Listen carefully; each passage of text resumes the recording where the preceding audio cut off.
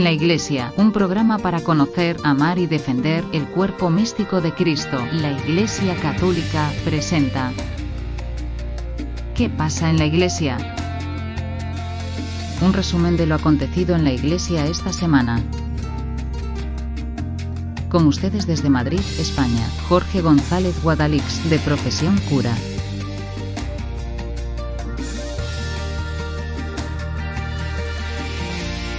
Suscríbete.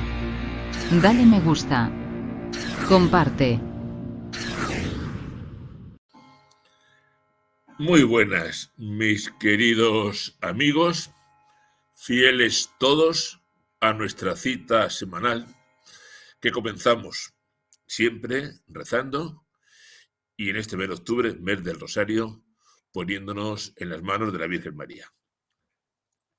Dios te salve María, llena eres de gracia, el Señor es contigo. Bendita tú eres entre todas las mujeres y bendito es el fruto de tu vientre, Jesús. Santa María, Madre de Dios, ruega por nosotros pecadores, ahora y en la hora de nuestra muerte. Amén. En el nombre del Padre, y del Hijo, y del Espíritu Santo. Amén. Vamos a Roma porque es que llevamos unos días en que se nos acumula el trabajo. Y esta semana, en Roma, lo más destacable son dos documentos que acaba de hacer públicos el Papa León. No por orden de fechas, sino por orden de importancia oficial, digamos, tenemos que referirnos en primer lugar a Dilexi Te, que es la primera exhortación apostólica del Papa León XIV y que hemos podido comenzar a leer a partir de ayer mismo. Parece que parte de un esquema ya medio preparado por Francisco. El tema central es el amor hacia los pobres y la invitación a la Iglesia a renovar su compromiso con los más necesitados. Yo he hecho una primera lectura un poquito en diagonal. Tengo la impresión de que no hay demasiadas cosas. Los pobres nos evangelizan, la opción por los pobres, bueno, estas cosas. Bueno, léala si quieren. Yo lo poquito que he visto me parece que no es nada extraordinario, pero bueno, ahí está. Y el otro documento que se ha publicado estos días, el día 6 en concreto, es una carta apostólica conjunta cura sobre las finanzas y la economía de la Santa Sede. Ustedes saben que uno de los asuntos más intrincados y complejos de la Iglesia es el tema de las finanzas. Ahí estuvo Viganó, estuvo Cardenal Pell, y esto no hay quien lo desentrañe. Y como hemos tenido experiencias malas, a lo mejor algunos recuerdan el pufo del edificio de Londres que costó millones y millones de euros, por el Papa Francisco, asustado, ya quiso poner orden en las finanzas, diciendo que todo lo que fuera administración, inversiones, tenía que pasar todo por el Instituto para las Obras de la Religión, es decir, por el Banco Vaticano. Pues el Papa León ha derogado estas normas del Papa Francisco y lo que ha hecho ha sido, bueno, pues ampliar un poquito las posibilidades. Entonces, ¿qué dice? Que sí, que el Banco Vaticano bien, pero que tampoco tiene que ser la exclusiva, que puede haber otros medios. Bueno, intrincado en cualquier caso, pero sí es un documento que ha llamado la atención, sobre todo porque el tema de finanzas en la Santa Sede es un tema complejo en el que alguien tendrá que poner orden. Pero sí es verdad que la Santa Sede tiene problemas económicos y aquello habrá que arreglarlo como sea. Vamos a contar 3 cositas de España, que a alguno a lo mejor les va a sorprender de una manera especial. La primera cuestión que vamos a comentar de España es que tenemos nuncio, Piero Piopo, que parece ser que tomará posesión, vamos, que se incorporará a su oficio en el mes de diciembre. Recordarán que en algún momento les dije que el gobierno estaba tardando mucho en dar el plácet al nuncio, en definitiva, al embajador de la Santa Sede, y que desde que se conoció el nombre de quién era el nuevo nuncio hasta que realmente se produjo el nombramiento, pasó mucho tiempo. Y esto, en lenguaje diplomático, significa que no termina de convencernos el nuncio. ¿Qué pasó? Pues se lo voy a contar, porque ustedes saben que el servidor tiene sus espías y suele estar bastante bien informado. ¿Por qué tardaba tanto el nuncio? Pues muy sencillo, porque desde altísimas instancias políticas y eclesiales de España, pues no querían que viniera. Y entonces, pues el ministro Bolaños, con dos altísimos prelados españoles, se fueron a Roma y a través de la embajada española ante la Santa Sede estuvieron enredando y confabulando para que el nuncio no llegara a España. Pues miren ustedes, ha venido, con lo cual imagínense en qué papel quedan el ministro de la Presidencia y los dos altísimos prelados españoles que estuvieron enredando para que el nuncio no viniera. Por eso tardaban en dar el plácet, porque andaban enredando para que este nuncio no viniera. ¿Y por qué no gusta? Pues porque parece ser, para alegría de los demás, que es un nuncio conservador. Y esto a algunos altísimos prelados y al ministro de la Presidencia parece que no les parecía bien. Pero el nuncio se incorpora en diciembre. Segunda cuestión de España. Esto que tienen ustedes aquí es el cardenal Omeya. A lo mejor Omeya fue uno de los que marchó a Roma a enredar. Quizá. ¿Y por qué se lo traigo? Pues porque en España, como siempre, andamos pendientes de cambios episcopales. Y el de cardenal Omeya es importante porque, claro, cumple ahora 80 años y se supone que el cardenal Omeya, pues tendrán que aceptarle la renuncia de una vez. Con el cardenal Omeya tenemos en España, digamos, caducados. Saben que los obispos presentan su renuncia con 75 años. Además de Omeya, tenemos en España pasados de 75 años al de Cuenca, al de Mallorca, al de Cádiz, al de Tarrasa y al de Cartagena. Bueno, pues esperando que ahora ya que tenemos nuncio, pues los nombramientos se vayan llevando a cabo. Tercera noticia de España, muy bonita.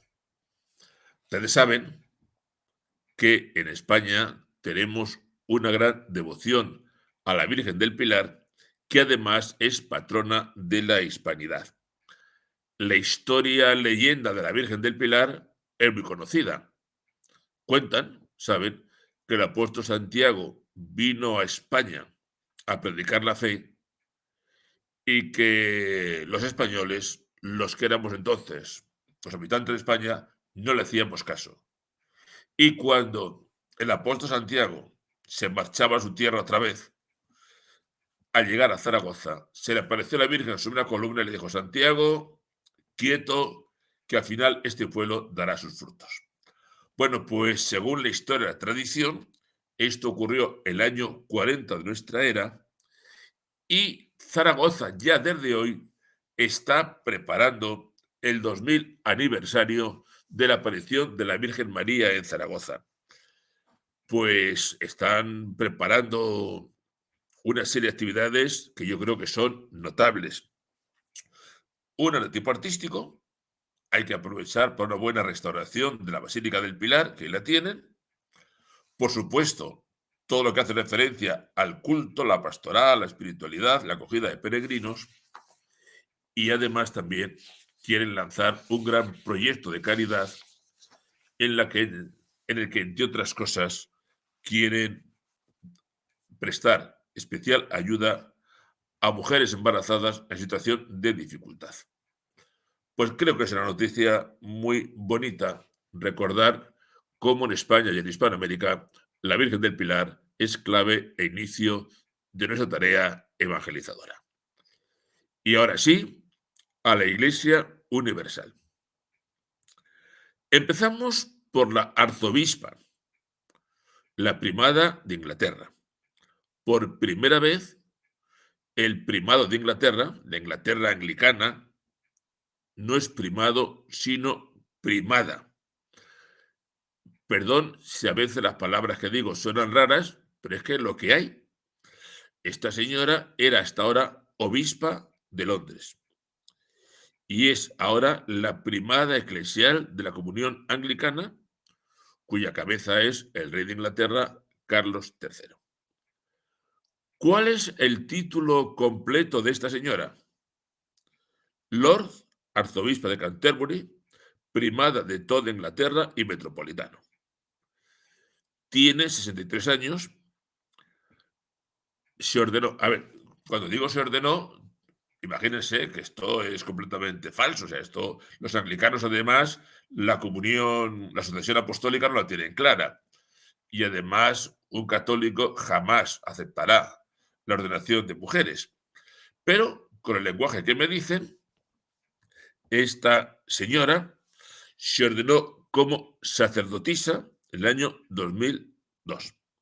Fue rectora de la Iglesia de Cristo, canóniga, tesorera, obispa sufragánea de Creighton y obispa de Londres desde el 2018, y además con escaño en la Cámara de los Lores. Dicen que la elección respondió además a una gran consulta pública. Miren, la democracia asamblearia en la Iglesia nunca ha dado un buen resultado, pero ¿qué le vamos a hacer? Bueno, pues ahí tienen ustedes a la primada de la Iglesia anglicana. ¿Y qué ha pasado? Pues que los negritos han salido respondones. Porque en Nigeria, por ejemplo, hay 18 millones de miembros activos de la comunión anglicana. Y han dicho que por ahí no pasan, que se declaran independientes de la gran comunión anglicana. Que sí, que amigos muy amigos, pero que a esta señora no la aceptan. Y la aceptan no solo porque sea mujer, sino porque se ha manifestado repetidamente favorable al matrimonio entre personas del mismo sexo y es muy partidaria de la ideología de género. Total, que los de Nigeria han dicho, la elección de esta señora es la confirmación definitiva de la decadencia moral dentro del liderazgo de la Iglesia anglicana. Esta señora, como digo, ha apoyado mucho al matrimonio homosexual y la ideología de género. Así que, sí, seremos muy amigos, pero no vamos a aceptar, han dicho los de Nigeria, ni lecciones, ni vamos a someter a esta señora nuestras decisiones como Iglesia, porque no pasamos por ahí. Pero es que en el resto de África, que también hay mucho anglicano, están en las mismas. Que esto es decadencia y que no lo van a admitir bajo ningún concepto. Bueno, pues hablando de estas cosas, de ideología de género, de matrimonio homosexual, ahí tienen ustedes a los obispos de Kenia. La salvación nos vendrá de los negritos con perdón, con todo el cariño del mundo. Bueno, pues los obispos han tenido en Kenia una jornada nacional de oración el 4 de octubre en un santuario mariano y han hablado a los jóvenes con muchísima claridad.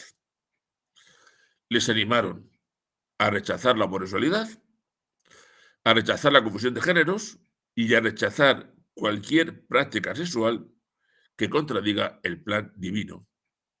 Animaron a los jóvenes a cultivar la pureza, a combatir la corrupción y buscar apoyo frente a los desafíos actuales, con toda la claridad del mundo. Y dijeron a los jóvenes: estos estilos de vida tan promiscuos al final tienen consecuencias muy dolorosas en el futuro, y las heridas que provocan os pueden acabar arruinando la vida. Sí, les hablaron de corrupción. Oigan, que esto en España nos vendría muy bien. Y dijeron a los jóvenes: un dirigente corrupto provoca muertes porque el sistema de salud fracasa por falta de fondos, fracasa la educación, fracasa la seguridad, porque los fondos que tenían que ir allí se lo gastan en sus corruptelas. Oiga, como nos pasa en España. ¿Qué más dijeron los obispos de Kenia? Recomendaron a los jóvenes que se integren en grupos eclesiales, que asistan a misa los domingos y que acudan frecuentemente al sacramento de la confesión. Oigan, ¿qué les parecen los obispos keniatas? Bien, ¿eh? Pues si la misión la hiciéramos al revés, sería un gran regalo para nuestra Iglesia europea. Y de Kenia nos vamos a ir a Alemania, porque ustedes se habrán dado cuenta que llevamos 2 o 3 semanas que no hablamos de Alemania. Y miren, en este programa nuestro de noticias, ya lo de Alemania casi tiene que ser una sección fija. ¿Qué ha pasado en Alemania? Pues que muy diplomáticamente, pero están teniendo problemas entre los obispos alemanes y no se lo pierdan el cardenal Tucho. ¿Cómo será la cosa para que Tucho haya tenido que decir a los alemanes que mirad que os estáis pasando? Ya les hablé en algún momento que en Alemania el Comité Central de los Católicos Alemanes, compuesto por 10 obispos y, la conferencia común, compuesto por 10 obispos y 10 laicos, habían decidido crear una especie de ritual, una guía pastoral, que se llamaba algo así como la bendición da fuerza al amor, bendiciones para parejas que se aman. Esto empezaron en octubre, en noviembre, a moverlo. La cosa tenía sus dificultades y aprovechando el interregno entre la muerte de Francisco y la elección de León, pues quisieron lanzarlo de una manera ya definitiva. Hay obispos de Alemania que dicen sí a esta especie de ritual de bendiciones, hay obispos que dicen que no, otros que harán lo que les dé la gana, pero lo interesante es que el amigo Tucho, el cardenal Fernández Tucho, que le llaman los amigos, y nosotros nos consideramos muy amigo de él, les dijo: oigan, mire, esto no se puede aceptar. ¿Por qué? Porque ese texto parece que legitima las uniones no matrimoniales y además propone una estructura ritual de bendición completamente incompatible con las indicaciones de fiducia súplica. Por tanto, no. ¿Y qué dicen los alemanes? Pero hombre, por Dios, ¿cómo nos decís eso? Si ese texto, esa especie de ritual, esto se elaboró en consulta con el Vaticano. Pero hombre, ¿ustedes qué nos dicen? Pues según los alemanes, que lo hicieron de común acuerdo con el Vaticano, y según el prefecto de Doctrina de la Fe, que se han pasado 2 pueblos. ¿Tenemos que creer al Tucho? Pues no lo sé. Pero hay una cosa interesante, y es que hace poco el Papa León, en una entrevista, fue preguntado por esta historia. Y el Papa León dijo lo siguiente: en el norte de Europa están publicando rituales de bendición para personas que se aman, como ellos lo expresan, y esto va específicamente en contra del documento que aprobó el Papa Francisco, Fiducia Súplica, que dice que podemos bendecir a cualquier persona, pero que no se puede ritualizar algún tipo de bendición, porque eso no es lo que enseña la Iglesia. Pues miren, del Papa uno ve cosas buenas y malas, pero esto es muy claro. Y si el Papa ha dicho esto, supongo que los alemanes habrán echado un poquito el freno, esperemos. Pero en definitiva, los alemanes son alemanes. Más cosas. Bueno, una cosa bonita, que es el jubileo de la vida consagrada. Este año jubilar, pues todo el mundo tiene su jubileo. Parece ser que se han encontrado en Roma, pues más de 16.000 peregrinos celebrando el jubileo de la vida consagrada. Religiosos, religiosas, monjes, monjas, institutos seculares, orden de las vírgenes, eremitas, ya han estado allí. Yo le quería únicamente dar un dato para que veamos cómo está hoy en la Iglesia la vida religiosa. En 1970 había aproximadamente en la Iglesia 1 millón de monjas católicas. El año 2010 eran poco más de 700.000 y en el 2023 ya no llegan ni a 600.000. Es decir, en 50 años el número de religiosas, de monjas católicas, se ha reducido casi a la mitad.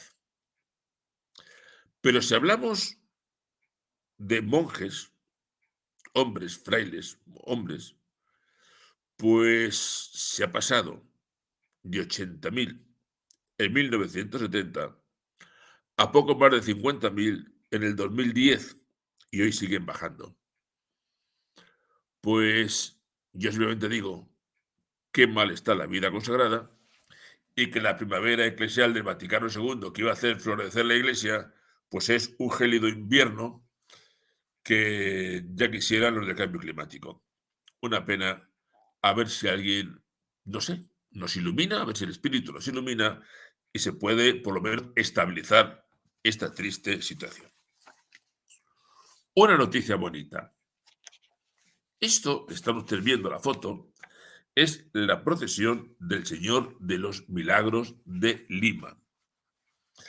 La procesión del Señor de los Milagros es la mayor concentración católica del mundo si quitamos un acto especial con el Papa en algún momento.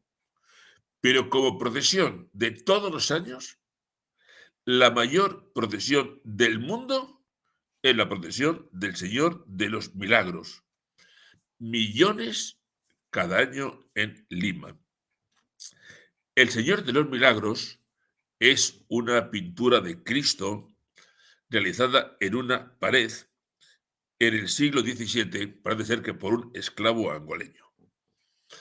Hubo un terremoto, la ciudad prácticamente destruida, el Cristo quieto. Hubo otro terremoto, el Cristo que no se mueve, el Cristo se mantiene. Total, que desde el siglo XVIII se realiza la gran procesión del Señor de los Milagros en Lima. Pero es que con el Señor de los Milagros en Lima son muchas las ciudades del mundo que ese día hacen su propia levantada. Sacan también su propio Señor de los Milagros. La imagen es portada por nazarenos y guardada por una comunidad de carmelitas descalzas que por privilegio especial, en lugar de vestir de marrón, visten de morado en honor al Señor de los Milagros. Pues la procesión, millones de fieles. Imaginen cómo está la procesión del Señor de los Milagros. Y el sábado, este sábado pasado, se llevó a cabo la gran levantada mundial de andas del Señor de los Milagros.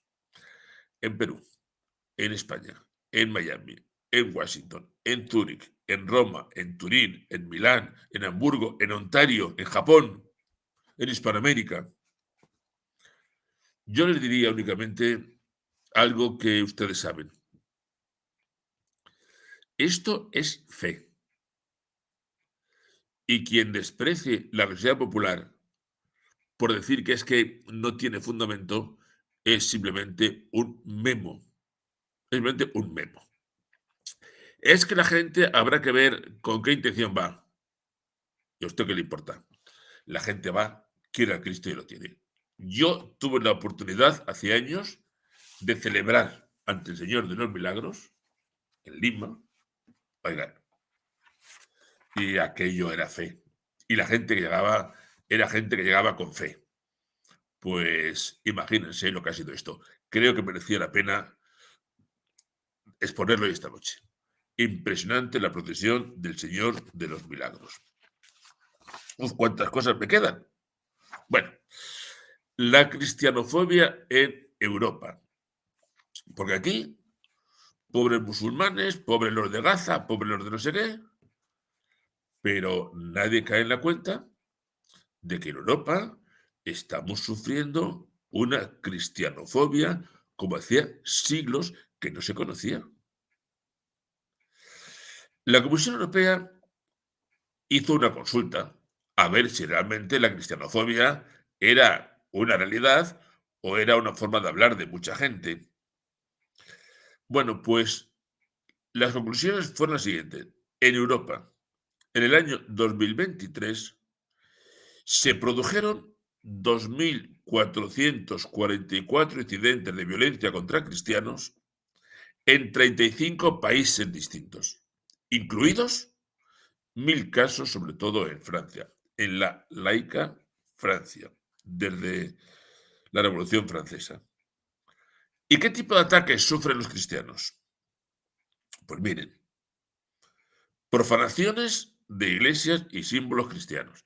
Te tira una cruz, te pintan la iglesia, te tira una imagen. Un 10% son incendios provocados. Notre Dame de París, que fue casualidad, y gente que dice que no.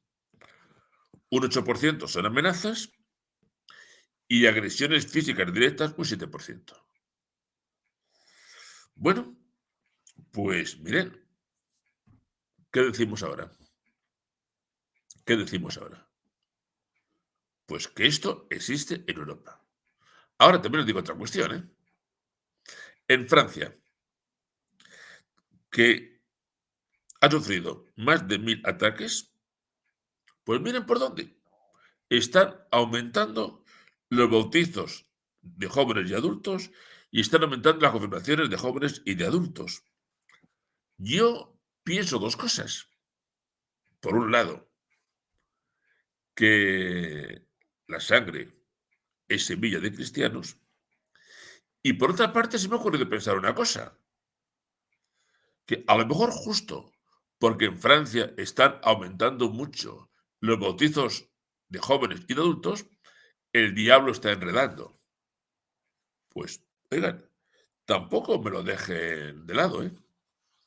Pero esta cristianofobia la tenemos. Eso sí, que si la iglesia dice, que si la iglesia hace, que si la iglesia no sé qué, pero la iglesia perseguida, mucho más que el Islam, mucho más que nadie. La iglesia católica perseguida, para que vean cómo están las cosas.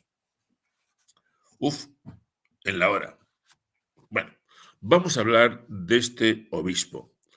Es el obispo Nelson Pérez, arzobispo de Filadelfia. ¿Y por qué se lo traigo? Pues porque ha puesto en marcha una campaña para llegar a los alejados de la iglesia. Cuando yo les doy noticias, se las doy también animándoles a comprender algunas realidades eclesiales. Y es que, sí, nos preocupan los no creyentes, pero tenemos a muchísimos católicos que se han ido alejando de la iglesia. ¿Y qué vamos a hacer con ellos? Católicos, sí, que se bautizaron, que culturalmente se siguen considerando católicos, pero que ya hace tiempo que no están en la iglesia. Así que este es el buen arzobispo Monseñor Nelson Pérez, ha puesto en marcha una campaña para volver a traer a los alejados.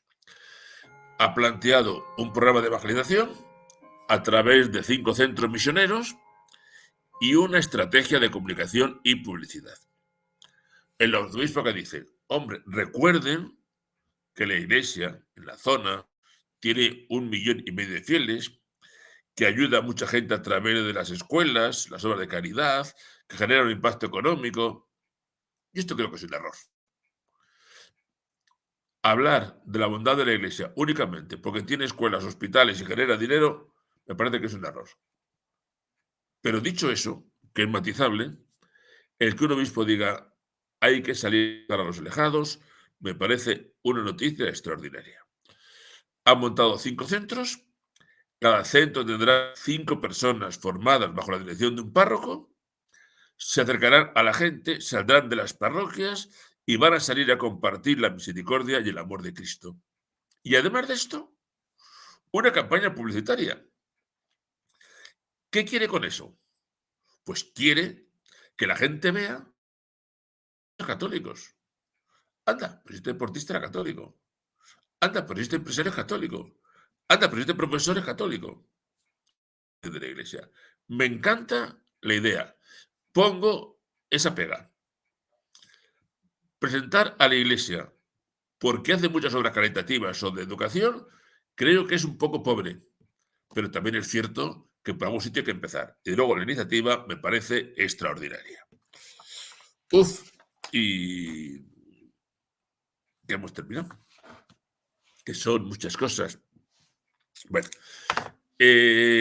hoy hemos iniciado ese pequeño espacio dentro del noticiario para contar cositas de España. Ya ven que vamos a aprender.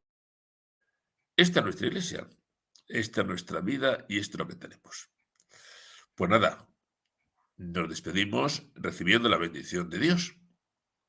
Que la bendición de Dios Todopoderoso, Padre, Hijo y Espíritu Santo, descienda sobre nosotros y nos acompañe siempre. Buenas noches, viva Cristo Rey y hasta la semana que viene, si Dios quiere.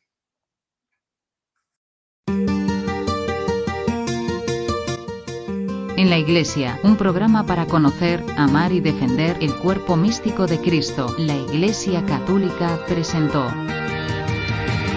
¿Qué pasa en la Iglesia? Con el padre Jorge González Guadalix, de profesión cura. Hasta el próximo viernes, si Dios quiere. Suscríbete. Dale me gusta. Comparte.